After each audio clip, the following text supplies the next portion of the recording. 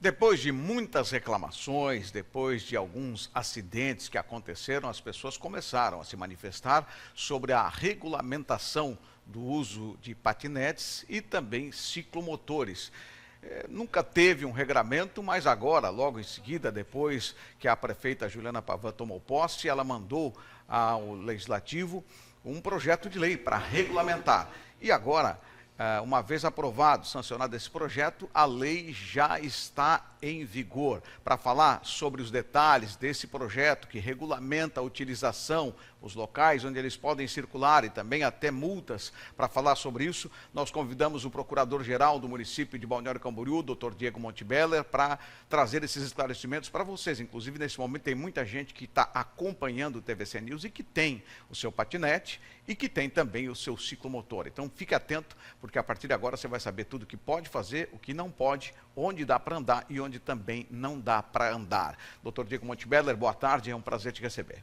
Boa tarde, Saul. Boa tarde aos telespectadores da TVC Panorama. É uma satisfação estar aqui para tirar essas dúvidas e, eventualmente, colocarmos aí quais são os regramentos previstos nessa nova lei aprovada e sancionada pela prefeita.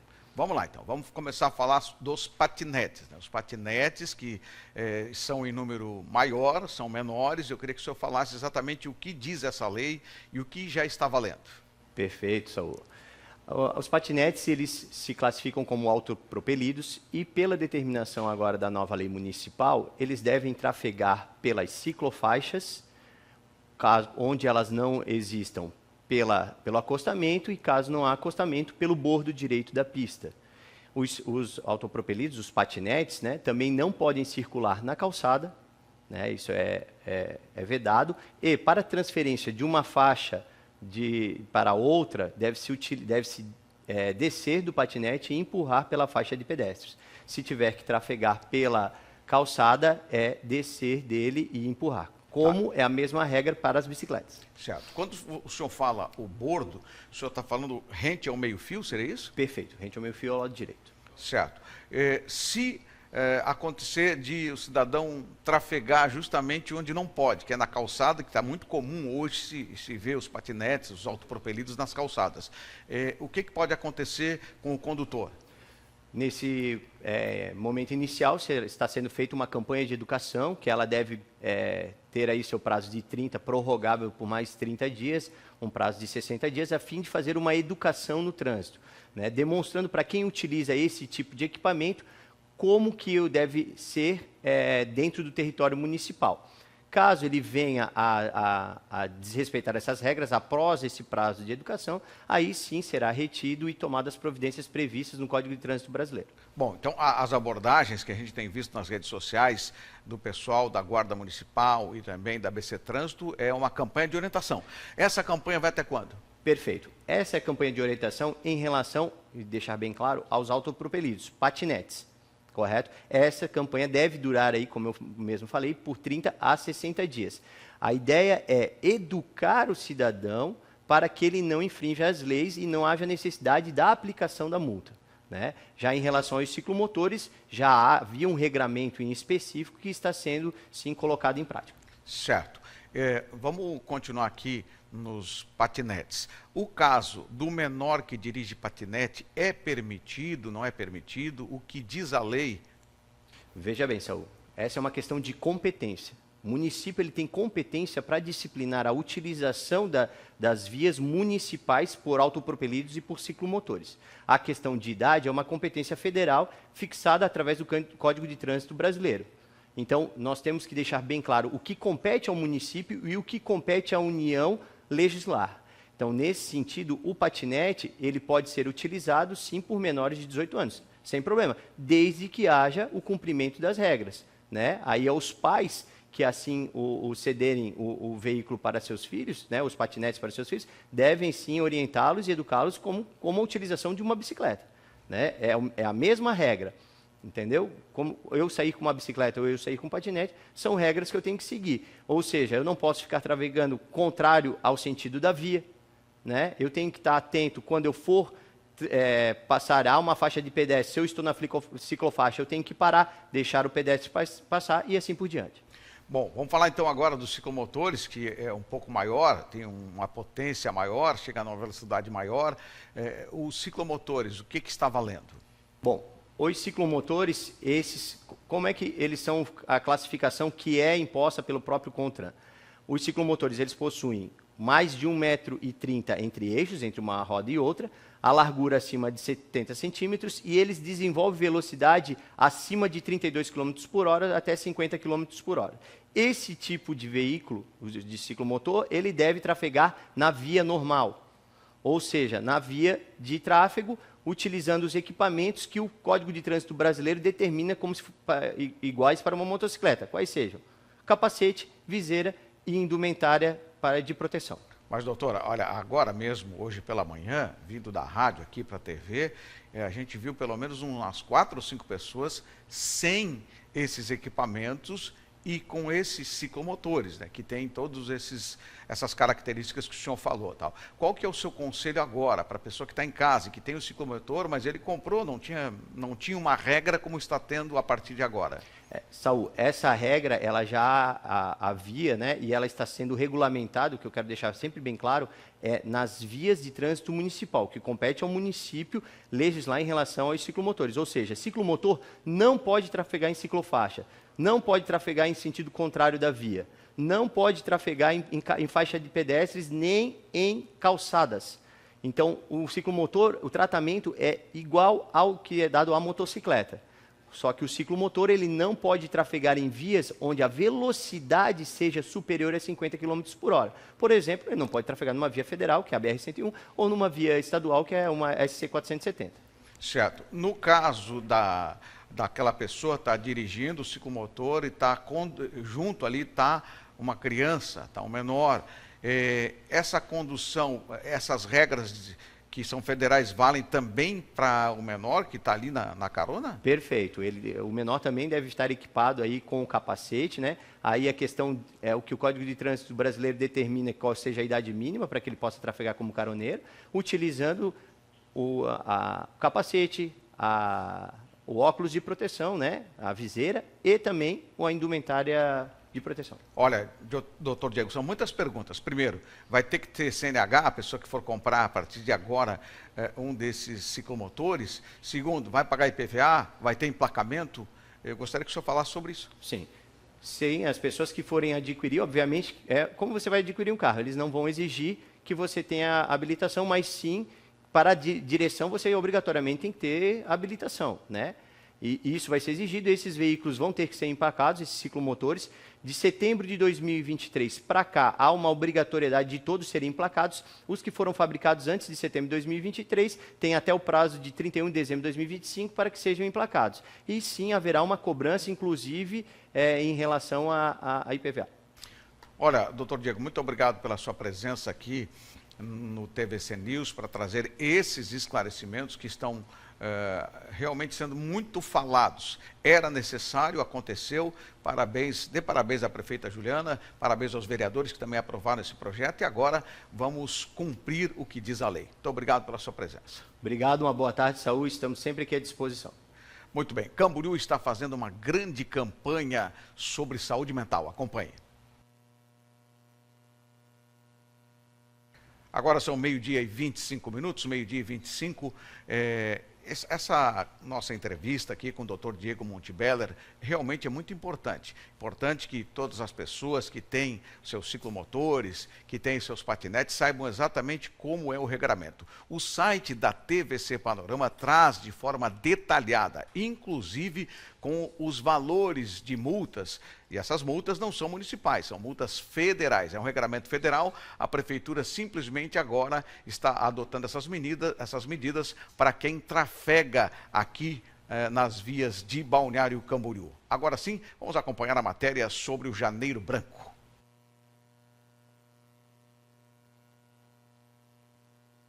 A Prefeitura de Camboriú realizou por meio da Secretaria de Saúde a ação Janeiro Branco na Policlínica Municipal e na Unidade de Saúde do CAIC, no Monte Alegre. A abertura das atividades contou com a presença do prefeito Leonel Pavan, o vice-prefeito Josias da Silva, secretários e servidores do município. Nós tivemos vários problemas esses últimos dias de enchente, pessoas que foram duramente castigadas com os problemas ambientais que ocorreram. Mas não diminuiu o nosso compromisso com a saúde. O evento voltado à saúde mental foi uma oportunidade para a população receber atendimento de forma espontânea e sem a necessidade de agendamento prévio. Profissionais capacitados estiveram durante todo o dia, disponíveis para oferecer acolhimento, orientações e cuidados específicos, reforçando a importância de um olhar integral sobre o bem-estar emocional e social dos cidadãos. Porque demanda de saúde mental às vezes estão relacionadas com outras demandas da vida, outros aspectos, né? A pessoa está com dificuldade financeira, por exemplo, pode refletir, né, numa instabilidade emocional. E às vezes não é uma psicoterapia que ela precisa de uma orientação assistencial, né? Ou a pessoa tem uma autoestima baixa e vai ver a pessoa tem problema dentário, né? Tem ali dor de dente ou falta dentes mesmo, né? Então ela precisa de um respaldo que vai auxiliar no cuidado, né? Então a ideia é a gente estimular a população de que o cuidado ele não é unicamente medicação e nem consulta só com psicólogo, mas é cuidado com alimentação, é cuidado com atividade física, é cuidar de si, né? Se permitir aprender coisas, estar com pessoas que gostam, e tudo isso vai promover saúde mental. A campanha nacional visa conscientizar sobre a importância da saúde mental e emocional como prevenção de transtornos mentais, considerando aspectos da vida como alimentação equilibrada, práticas de atividades físicas e momentos de lazer. Durante o ano, a nossa demanda, como é que ela funciona? O paciente ele passa pela consulta no posto de saúde, é atendido a demanda dele e é encaminhado conforme as suas necessidades. Esse paciente ele entra na fila de espera, é regulada a classificação de risco dele conforme os dados clínicos que contém ali. Então, o paciente é urgente ou brevidade ou eletivo, ele vai para a fila de espera e é agendado conforme a nossa disponibilidade de vagas. Os pontos de saúde do município seguem abertos para atender toda a população. Saúde mental é muito importante. Se você precisa de ajuda, busque. Não dá para perder tempo quando a situação é a saúde mental. Pedimos desculpas pela falha técnica que ocorreu aqui antes de colocarmos essa matéria do Janeiro Branco que ocorre em Camboriú. Falando em Camboriú, a repórter Icla Araújo está aqui na bancada para trazer as informações. Tem uma reunião importante hoje, Icla. Boa tarde. Boa tarde, Saúl. Boa tarde para quem nos acompanha.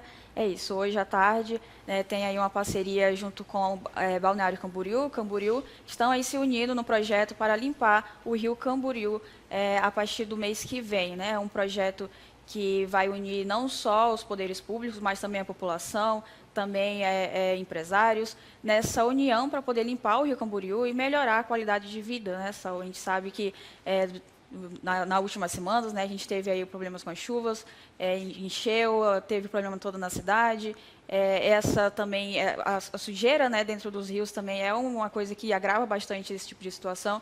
Então, aí a reunião de hoje, que acontece hoje, lá na Secretaria do Meio Ambiente aqui em Camboriú, é para tratar todas essas medidas de ação que vai acontecer a partir do mês que vem, e em específico no dia 22 de março, que é o Dia do Meio Ambiente. Tá certo, Icla. Muito obrigado. Um bom início de semana para você. Vamos aproveitar esse finalzinho aí de janeiro e essa reunião importantíssima entre a FUCAM, que é responsável pelo meio ambiente de Camboriú, e também a SEMAN, que é a Secretaria do Meio Ambiente aqui de Balneário Camboriú. Turistas movimentam a economia em Balneário Camboriú. Acompanhe agora.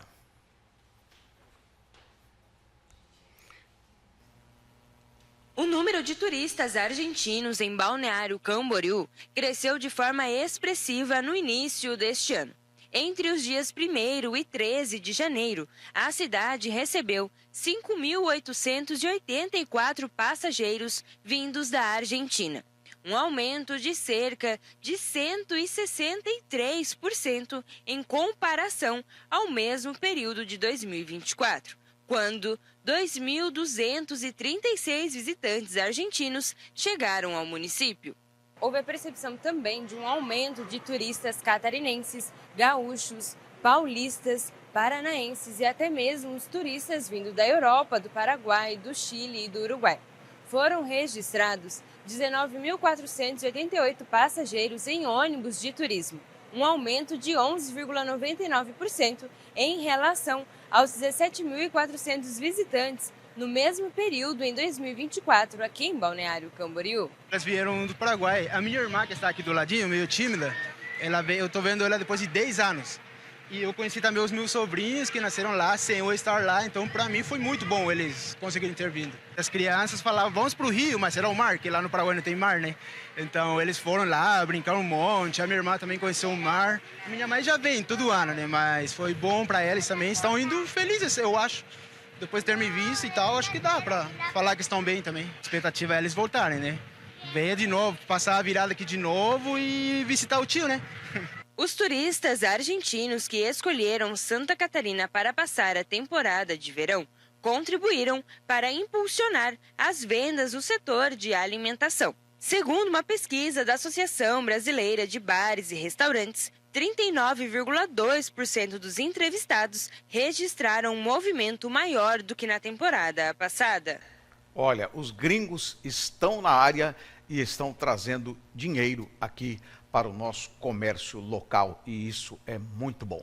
Bianca Robles, a Bianca Robles já está no Procon. Bianca Robles, algumas informações para quem vai comprar. Boa tarde, Bianca. Boa tarde, Saul. Boa tarde a todos que estão nos assistindo. Exatamente. Estou aqui no Procon, né, juntamente com o diretor Bruno Costa, para falar um pouquinho sobre material escolar, porque as aulas já estão chegando, né? As compras também já vão começar, os pais já vão começar a fazer as compras, e foi divulgada, então, a lista do material de compras, né, do Procon. Boa tarde, Bruno. Eu queria que você falasse um pouquinho, então, sobre a lista de material que foi divulgada agora do material escolar. Boa tarde todo mundo está em casa também assistindo. Bom, falar um pouco dessa lista, que é um serviço que o Procon presta para auxiliar os consumidores a terem uma compra mais consciente, mais inteligente na hora de trazer esse material para as crianças, para a volta das aulas, que agora em breve, dia 10, então já soltamos essa pesquisa para os pais terem uma condição melhor de fazer essa compra, visando economia e também respeitar o dinheiro do pagador de imposto. E eu queria que você falasse um pouquinho de como que é feita essa pesquisa, como que é divulgada, então, essa lista, né? Como que é visto esses preços, pesquisado esses preços, então? Bom, nós fazemos a pesquisa aqui no município de Balneário, então a gente vai nos estabelecimentos, pede ao pessoal do estabelecimento para fornecer os preços de uma lista que a gente entrega, são 22 itens, e naturalmente a gente analisa os menores preços desses locais. Desses 22 itens, tem diversos que a gente constata várias variações entre estabelecimento entre um e outro, mostrando ao consumidor a importância de escolher o lugar certo para poder também fazer essa compra. Afinal, esse dinheiro é suado, trabalhado para conseguir trazer tanto os materiais escolares quanto a comida que vai na mesa. Então, a gente traz essa informação e a pesquisa é feita dessa forma, indo ao estabelecimento em loco, verificando com o estabelecimento o menor preço dos 22 itens, e a gente anotando e depois, posteriormente, divulgando através do nosso site, junto à prefeitura, para conseguir deixar o consumidor amparado. Então, nessa lista, né, quais são os valores que você mais destaca, os itens que você mais destaca ali que tem a maior variação de preço? Bom, vamos lá. Tem alguns dos itens que realmente a gente nota uma variação bem alta. Por exemplo, a própria cola maça tem variação que passa de 400% menor do menor valor ao maior valor. Então, é um item que é um custo nominal não tão alto, uma cola de R$5 muitas das vezes.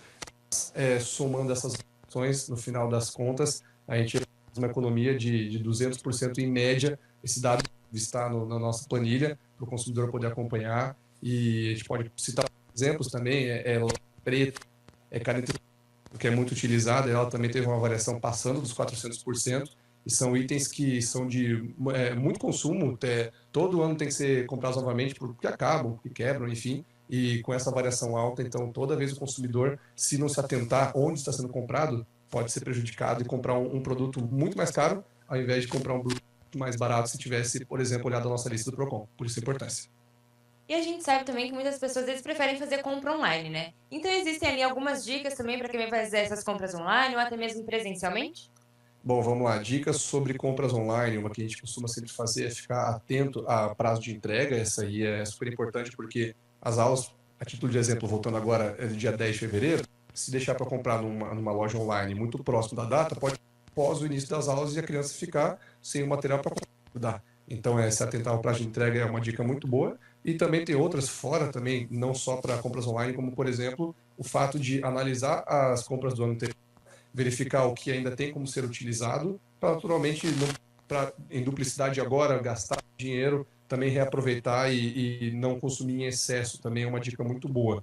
E outra dica que eu sempre passo agora é muito por conta dessa pesquisa de preço. É os pais analisarem os preços pode ser através da nossa pesquisa, que facilita, que já reúne esses 20 itens, que já reúne os nomes dos estabelecimentos para o pai também estar ciente de onde ele vai lá comprar o preço menor e fazer essa análise, porque pode-se encontrar muita variedade de preço, muita variação no preço, e como eu disse, fazendo uma média, são 215% de variação de preço. Então, uma compra que muitas vezes podia finalizar em R$200, com uma variação de mais de 2%, pode chegar a 600. Então, aqueles R$2, R$3 numa borracha, numa cola bastão, num lápis de diferença, se somar e chegar no final da compra, podem passar a ser até R$400 então, de diferença. Então, essa é a importância da pesquisa de preço. E caso, então, alguém que vai fazer alguma compra online ou até mesmo presencialmente queira fazer alguma denúncia, algum tipo, né, veja alguma irregularidade, como pode estar falando aqui, entrando em contato com o PROCON? Vamos lá, o pessoal que tiver qualquer situação além dessa do preço para verificar junto com o PROCON, pode se deslocar presencialmente aqui na nossa sede, na Rua 2000, número 156, fica entre a 3ª e a 4ª Avenida. Nós também temos o nosso telefone, WhatsApp, e-mail, para que possam fazer as denúncias de irregularidades encontradas nos estabelecimentos, para que posteriormente o PROCON faça a fiscalização no local e eventualmente autue se realmente tiver algum ponto que fira os direitos do consumidor, no Código do Consumidor, e também ele pode estar se deslocando aqui no próprio PROCON para fazer as reclamações. No caso, tendo algum consumo com algum defeito, tendo outros pontos a tratar, a gente faz esse atendimento presencial aqui na nossa unidade da Rua 2000. Saul, mais alguma dúvida? Não, muito obrigado. Muito obrigado, Bianca Robles. Obrigado também ao diretor-geral do PROCON, Bruno. Obrigado pela gentileza de nos atender. Então, agradecemos a sua participação e dizemos que estamos aqui, então, sempre de portas abertas para trazer as informações para toda a população. Obrigado, agradeço ao Saul, ao pessoal que está em casa e, na mesma forma, sempre estamos à disposição para levar a informação adiante, para atender aqui no PROCON com muita qualidade e defender o consumidor aqui de Balneário Camboriú. Obrigado. Muito obrigada, Saul. Saia de estúdio. Muito obrigado. Bom, a gente vai fazer um intervalo. Depois do intervalo, o esporte também, a previsão do tempo.